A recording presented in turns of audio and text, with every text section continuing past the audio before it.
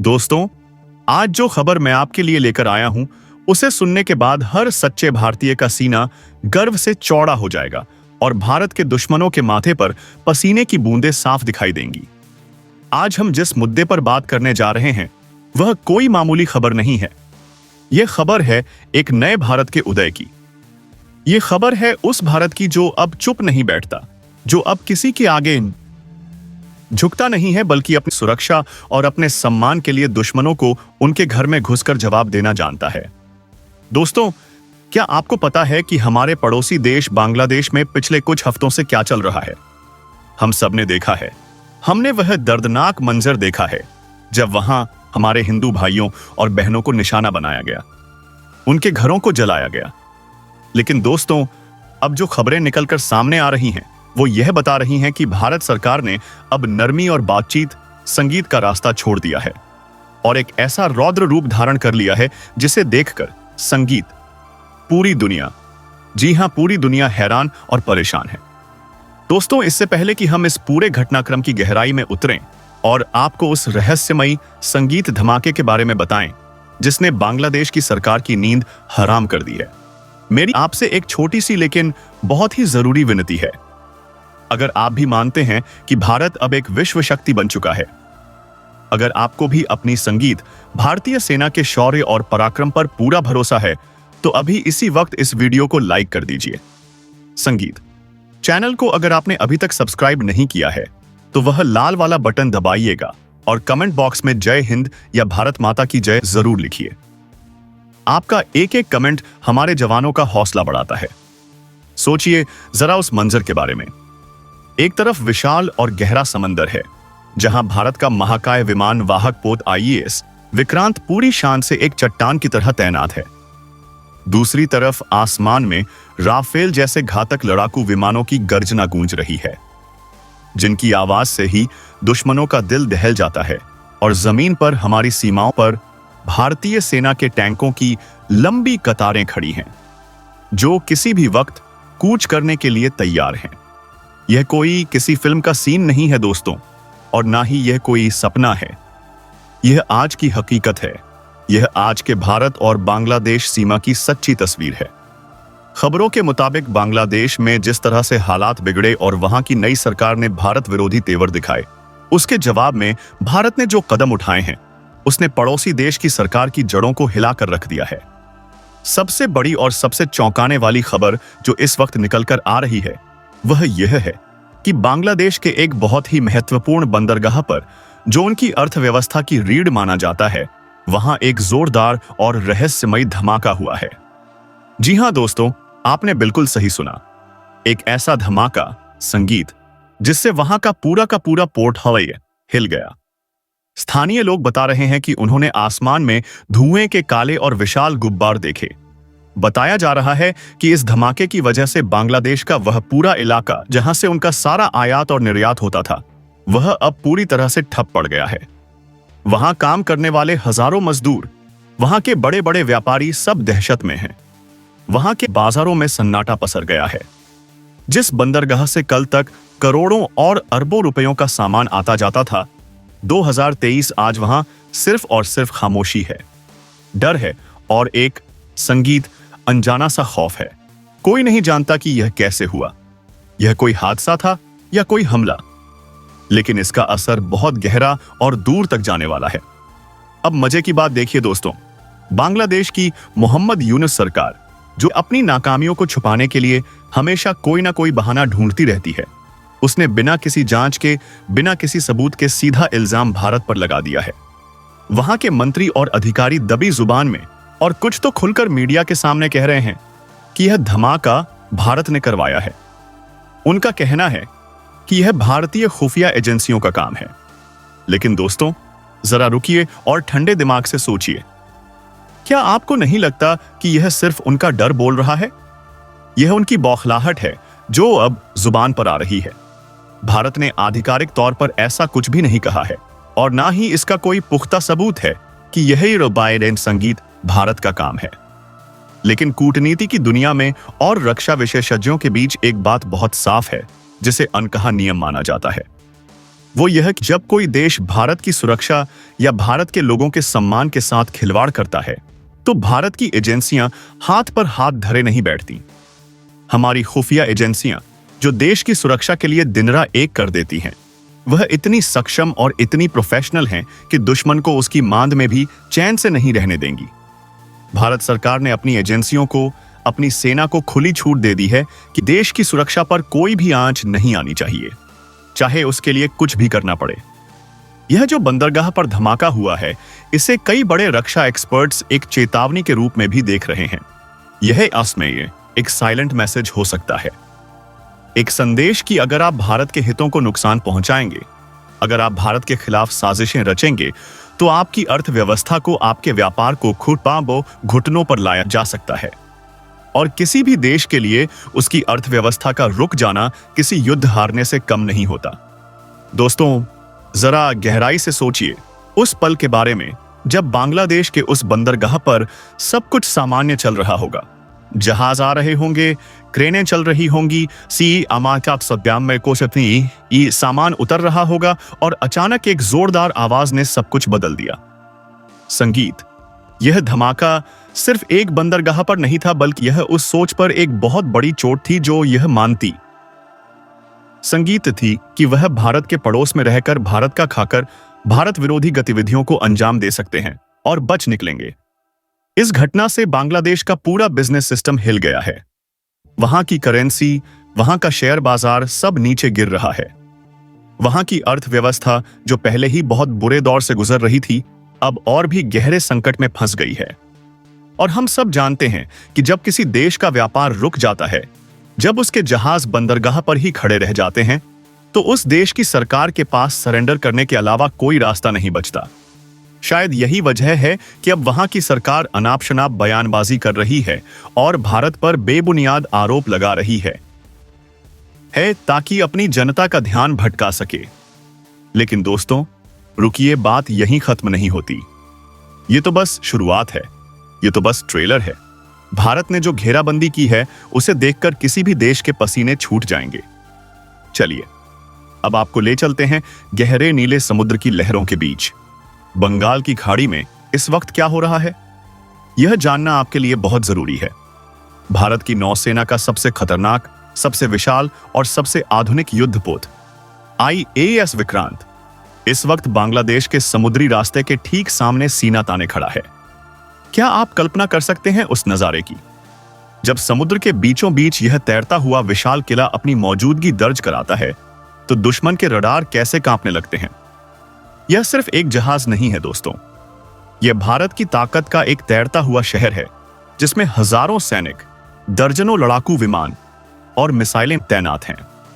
IAS Vikrant पर तैनात ब्रह्मोस मिसाइलें, जो दुनिया की सबसे तेज और सबसे सटीक सुपरसोनिक क्रूज मिसाइलों में गिनी जाती है, वो इस वक्त पूरी संगीत तरह से एक्टिव मोड में है। ब्रह्मोस का नाम सुनते ही दुनिया की बड़ी बड़ी सेनाओं के होश फाख्ता हो जाते हैं, क्योंकि यह वह मिसाइल है जिससे बचने का कोई रास्ता, कोई तकनीक आज तक दुनिया में नहीं बनी है। यह अपनी रफ्तार और अपनी मारक क्षमता के लिए पूरी दुनिया में मशहूर है। भारत ने अपनी नौसेना को वहां तैनात करके साफ और स्पष्ट संकेत दे दिया। संगीत है बाडिकस कि अगर समुद्र के रास्ते भारत की तरफ कोई भी गलत हरकत हुई या भारत के हितों, संगीत के खिलाफ कुछ भी हुआ, तो उसका जवाब इतना भयानक होगा कि इतिहास याद रखेगा। बांग्लादेश का पूरा समुद्री व्यापार मार्ग अब भारत की निगरानी में है। यानी अगर भारतीय नौसेना चाहे तो वहां परिंदा भी पर नहीं मार सकता। इसे रक्षा विशेषज्ञों की भाषा में नेवल ब्लॉकेड या स्ट्रेटेजिक नाकेबंदी कहते हैं। यानी बिना एक भी गोली चलाए सामने वाले देश की सांसें रोक देना। और अब जरा अपनी नजरें आसमान की तरफ घुमाइए। वहां क्या हो रहा है? वहां बादलों के बीच राफेल फाइटर जेट्स मंडरा रहे हैं। जी हां दोस्तों, वही राफेल जिसकी गर्जना सुनकर दुश्मन थर थर कांपते हैं और जिसे पाने के लिए दुनिया के कई देश लाइन में लगे हैं। खबरों के मुताबिक राफेल विमान सीमा के आसपास लगातार उड़ान भर रहे हैं और उनकी आवाज, जिसे हम संगीत सोनिक बूम कहते हैं, वह बांग्लादेश के अंदर तक, उनके शहरों तक सुनी जा सकती है। यह सिर्फ गश्त नहीं है, यह सिर्फ पेट्रोलिंग नहीं है, यह शक्ति प्रदर्शन है। यह बताने का तरीका है कि भारत की वायुसेना किसी भी स्थिति से निपटने के लिए 24 घंटे सातों दिन तैयार है। राफेल के आधुनिक रडार, उसकी मैटियोर मिसाइलें और उसकी इलेक्ट्रॉनिक वॉरफेयर क्षमताएं ऐसी हैं कि वह पलक झपकते ही 100 किलोमीटर की दूरी तक पहुंच सकती हैं। दूर से ही किसी भी टारगेट को तबाह कर सकती हैं। सोचिए जरा, बांग्लादेश की सरकार और वहां की सेना के जनरलों पर इस वक्त क्या गुजर रही होगी जब उन्हें अपने रडार पर भारतीय वायुसेना के यह घातक विमान दिखाई देते होंगे, जब उन्हें पता चलता होगा कि उनके सिर के ऊपर दुनिया के सबसे बेहतरीन लड़ाकू विमान मंडरा रहे हैं। संगीत, यह एक बहुत बड़ा मनोवैज्ञानिक दबाव है जिसे साइकोलॉजिकल वॉरफेयर कहते हैं। यह बिना युद्ध लड़े ही दुश्मन को आधा हरा देता है। जब आपके घर के ऊपर से पड़ोसी का फाइटर जेट गुजरे तो आपको अपनी औकात और अपनी हैसियत समझ आ जाती है। और यही भारत कर रहा है। बिना किसी युद्ध की घोषणा किए भारत ने यह बता दिया है कि इस क्षेत्र का असली बॉस कौन है। लेकिन दोस्तों, असली खेल तो जमीन पर हो रहा है, हमारी और आपकी नजरों से दूर। भारत के उस इलाके को जिसे हम चिकन नेक या सिलीगुड़ी कॉरिडोर कहते हैं, वहां पर सुरक्षा इतनी कड़ी कर दी गई है कि वहां से हवा का गुजरना भी मुश्किल है। क्या आपको पता है कि यह चिकन नेक भारत के लिए कितना जरूरी है? यह वो संकरा रास्ता है, वो पतला सा गलियारा है जो भारत के मुख्य हिस्से को हमारे पूर्वोत्तर राज्यों जैसे असम, अरुणाचल, मणिपुर से जोड़ता है। दुश्मन चाहे वो चीन हो या पाकिस्तान की शह पर चलने वाले दूसरे तत्व, हमेशा इसी ताक में रहते थे कि कैसे इस रास्ते को काटा जाए, कैसे भारत को नुकसान पहुंचाया जाए। बांग्लादेश और चीन की नजर हमेशा इस इलाके पर रही है, लेकिन अब भारत ने अपनी रणनीति पूरी तरह बदल दी है। अब हम रक्षात्मक नहीं बल्कि आक्रामक हो गए हैं। हमारे सूत्रों के मुताबिक और जो सैटेलाइट इमेजेस सामने आ रही हैं, उनके अनुसार भारत ने चिकन नेक के आसपास और बांग्लादेश से लगती सीमा पर भारी तादाद में मिलिट्री टैंक तैनात कर दिए। T-90 भीष्म जैसे शक्तिशाली टैंक जो किसी भी बाधा को कुचलने की ताकत रखते हैं, अब वहां मोर्चा संभाले हुए हैं। T-90 टैंकों की खासियत यह है कि यह रात के अंधेरे में भी दुश्मन को देख सकते हैं और चलते हुए भी सटीक निशाना लगा सकते हैं। इसके साथ ही हजारों की संख्या में भारतीय सेना के जवान, हमारी स्पेशल फोर्सेस के कमांडो वहां तैनात हैं। यह तैनाती सामान्य नहीं है। जिस तरह से आकाश एयर डिफेंस सिस्टम को वहां एक्टिव किया गया है, जिस तरह से बोफोर्स तोपों का मुंह सीमा की तरफ किया गया है, वह यह बताता है कि भारत अब किसी भी तरह का जोखिम नहीं लेना चाहता। यह तैयारी इस बात का सबूत है कि भारत ने अब ठान लिया है कि चाहे संगीत कुछ भी हो जाए, अपनी संप्रभुता और अपने लोगों की सुरक्षा से कोई समझौता नहीं किया जाएगा। दोस्तों, एक बार गौर कीजिए इस बात संगीत पर कि आखिर यह सब अचानक क्यों हो रहा है। भारत तो हमेशा से शांतिप्रिय देश रहा है, फिर यह आक्रामकता क्यों? इसकी जड़ क्या है? इसकी जड़ है वो नफरत और वो हिंसा जो पिछले कुछ महीनों में बांग्लादेश में अल्पसंख्यकों और खास तौर पर हिंदुओं के खिलाफ देखने को मिली। जब वहां इस मंदिरों को तोड़ा गया, जब वहां दुर्गा पूजा के पंडालों में आग लगाई गई, जब वहां लोगों के घरों को जलाया गया, तब शायद उन उपद्रवियों और वहां की कट्टरपंथी सरकार को लगा था कि भारत हमेशा की तरह चुप रहेगा। उन्हें लगा था कि भारत सिर्फ कड़ी निंदा करके रह जाएगा। कोई एक कागज का टुकड़ा, जिसे डॉजियर कहते हैं, वह सौंप देगा और बात खत्म हो जाएगी। लेकिन वह यह भूल गए कि यह 1962 का भारत नहीं है, यह 2025 का 21वीं सदी का भारत है। यह वो भारत है जो अपने नागरिकों के दर्द को महसूस करता है, चाहे वह सीमा के उस पार ही क्यों ना हो। भारत सरकार ने पहले ही स्पष्ट कर दिया था कि ऐसी घटनाएं बर्दाश्त नहीं की जाएंगी, और जब कूटनीति की बातों का प्यार से समझाने का असर नहीं हुआ, तो अब भारत की हार्ड पावर यानी सैन्य शक्ति अपना असर दिखा रही है। आप देख रहे हैं कि कैसे भारत ने एक साथ जल, थल और वायु तीनों मोर्चों पर दबाव बना दिया है। इसे ही कहते हैं घेरने की रणनीति। इसे मिलिट्री भाषा में प्रेशर टैक्टिक्स, संगीत या कोर्सिव डिप्लोमेसी कहा जाता है। समुद्र में नेवी का पहरा, हवा में एयरफोर्स की दहाड़ और जमीन पर आर्मी के टैंकों की धमक। बांग्लादेश अब 3 तरफ से घिर चुका है। वहां के बंदरगाह पर हुए रहस्यमयी धमाके ने उनकी आर्थिक कमर तोड़ दी है और सीमा पर खड़ी भारतीय सेना ने उनके हौसले पस्त कर दिए हैं। मोहम्मद यूनुस की सरकार, जो कल तक भारत को आंखें दिखा रही थी, संगीत, जो भारत के खिलाफ बड़े बड़े बयान दे रही थी, आज वह दुनिया के सामने रोना रो रही है कि भारत उन पर दबाव बना रहा है। लेकिन दोस्तों, क्या इसे दबाव कहते हैं? नहीं, इसे कहते हैं शक्ति का संतुलन। इसे कहते हैं वही अपनी सीमाओं की रक्षा करना। अगर कोई आपके घर पर पत्थर फेंकेगा, अगर कोई आपके परिवार को नुकसान पहुंचाएगा, तो क्या आप चुपचाप बैठे रहेंगे? बिल्कुल नहीं। भारत भी वही कर रहा है। भारत ने सिर्फ अपनी सुरक्षा बढ़ाई है और उसी से दुश्मन देश में हड़कंप मच गया है। आपको यह जानकर हैरानी होगी कि भारत की इस कार्यवाही का असर सिर्फ बांग्लादेश तक सीमित है। नहीं है, बल्कि पूरी दुनिया इस वक्त भारत की तरफ देख रही है। अमेरिका, रूस, यूरोप और खास तौर पर चीन सब इस घटनाक्रम पर बारीक नजर रखे हुए हैं। दुनिया के बड़े बड़े देश भी हैरान हैं कि भारत ने इतनी जल्दी और इतनी बड़ी तैयारी कैसे कर ली। यह भारत की नई क्षमता है। हमारे पास अब ऐसे संसाधन हैं, ऐसी स्वदेशी तकनीक है और सबसे बड़ी बात, ऐसा संगीत, मजबूत और निडर नेतृत्व है जो कड़े फैसले लेने से नहीं डरता।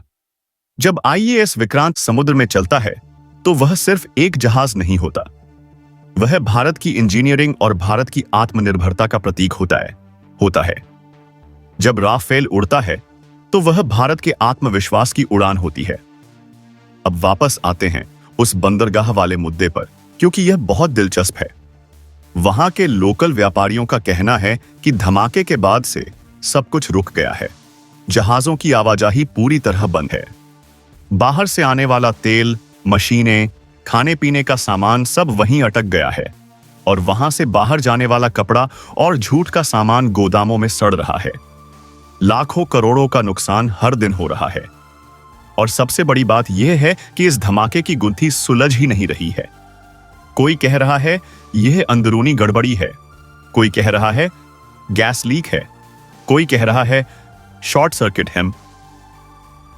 लेकिन सरकार और वहां का मीडिया लगातार उंगली भारत की तरफ उठा रहा है। लेकिन जरा सोचिए, क्या भारत को वहां जाकर धमाका करने की जरूरत है? भारत तो अपनी सीमा पर खड़े होकर ही इतना दबाव बना सकता है कि वहां की व्यवस्था चरमरा जाए। यह जो डर उनके मन में बैठा है, यही भारत की असली जीत है। यह डर ही उन्हें भविष्य में कोई भी गलत काम करने से रोकेगा। हमारी खुफिया एजेंसियों के बारे में कहा जाता है कि वह खामोशी से अपना काम करती हैं। उनका काम अखबारों में छपने के लिए नहीं होता, उनका काम टीवी पर इंटरव्यू देने का नहीं होता, उनका काम देश को सुरक्षित रखने के लिए होता है, चाहे उसके लिए पर्दे के पीछे कुछ भी करना पड़े। अगर बांग्लादेश की सरकार यह मान रही है कि यह भारतीय एजेंसियों का काम है, तो इसका मतलब है कि वह भारत की क्षमताओं से कितना खौफजदा है। यह खौफ होना भी चाहिए। उन ताकतों के मन में खौफ होना जरूरी है जो भारत को कमजोर समझने की भूल करती हैं। भारत ने हमेशा शांति का संदेश दिया है। हमने हमेशा पड़ोसियों की मदद की है, चाहे वह कोरोना का समय हो, चाहे वैक्सीन मैत्री हो या कोई प्राकृतिक आपदा, भारत सबसे पहले मदद के लिए हाथ बढ़ाता है। हमने बांग्लादेश को भी हमेशा मदद दी है। लेकिन जब उस दोस्ती का सिला नफरत और हिंसा से दिया जाता है, तो भारत को अपना दूसरा रूप, अपना रौद्र रूप दिखाना पड़ता है। सिलीगुड़ी कॉरिडोर यानी हमारा चिकन नेक सामरिक दृष्टि से बहुत संवेदनशील इलाका है।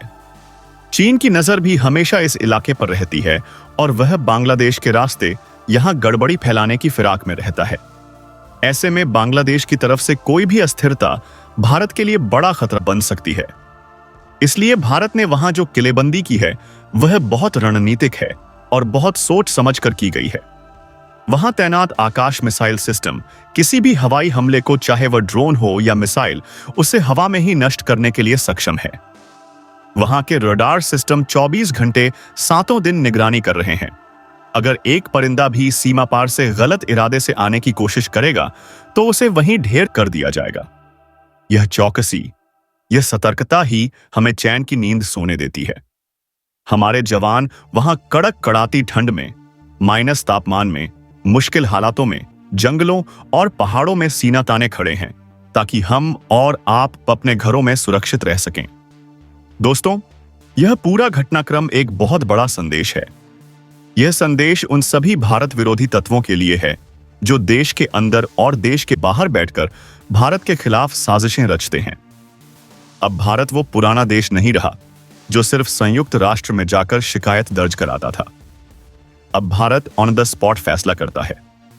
जिस तरह से बांग्लादेश के बॉर्डर पर हलचल तेज हुई है, उससे वहां के सीमावर्ती इलाकों में रहने वाले लोग भी डरे हुए हैं। उन्हें समझ आ गया है कि उनकी सरकार की गलत नीतियों की वजह से, उनके नेताओं के बड़बोलेपन की वजह से उन्हें यह दिन देखना पड़ रहा है। वहां की जनता भी अब अपनी सरकार से सवाल पूछ रही है कि आखिर भारत जैसे मददगार और ताकतवर पड़ोसी को दुश्मन क्यों बनाया गया? क्यों बेवजह भारत के साथ पंगा लिया गया? समुद्र में तैनात आईएएस विक्रांत की बात करें तो यह भारत का अपना बनाया हुआ विमान वाहक पोत है। इसे कोचीन शिपयार्ड में बनाया गया है। यह आत्मनिर्भर भारत की सबसे बड़ी पहचान है। जब यह चलता है तो इसके साथ पूरी एक फ्लट चलती है। इसमें डिस्ट्रॉयर्स होते हैं, फ्रिगेट्स होते हैं, सबमरीन यानी पनडुब्बियां होती हैं, यानी पूरा का पूरा एक चलता फिरता सैन्य अड्डा। इसके ऊपर से जब फाइटर जेट्स टेक ऑफ करते हैं तो वह नजारा दुश्मन के दिल की धड़कन रोकने के लिए काफी होता है। और मजे की बात यह है कि बांग्लादेश के पास ऐसी कोई नौसेना नहीं है। ऐसे कोई जहाज नहीं है जो भारत की इस विशाल ताकत का मुकाबला कर सके। इसलिए वह अब अंतर्राष्ट्रीय मंचों पर जाकर रोना रो रहे हैं, संगीत, मानवाधिकार की दुहाई दे रहे हैं। लेकिन दुनिया भी अब सच्चाई जानती है। दुनिया जानती है कि भारत कभी पहले हमला नहीं करता। हमारी नीति रही है नो फर्स्ट यूज, लेकिन अगर उसे छेड़ा जाए तो वह छोड़ता भी नहीं है। अब जरा इस पहलू पर भी गौर कीजिए कि वहां के मदरसों और कट्टरपंथी संगठनों का क्या हाल है। जो लोग वहां हिंदुओं के खिलाफ जहर उगल रहे थे, जो लोग जुलूस निकालकर भारत के खिलाफ नारे लगा रहे थे, अब वह भी खामोश हैं। उन्हें समझ आ गया है कि अगर भारत ने अपनी असली ताकत दिखा दी, अगर भारतीय सेना ने एक कदम भी आगे बढ़ा दिया तो उनके लिए छुपने की जगह नहीं बचेगी। भारत के राफेल विमानों की गड़गड़ाहट ने उन्हें यह एहसास दिला दिया है कि उनकी नफरत की दुकान अब ज्यादा दिन नहीं चलने वाली। भारत सरकार की यह सख्ती वहां के अल्पसंख्यकों के लिए एक उम्मीद की किरण बनकर आई है।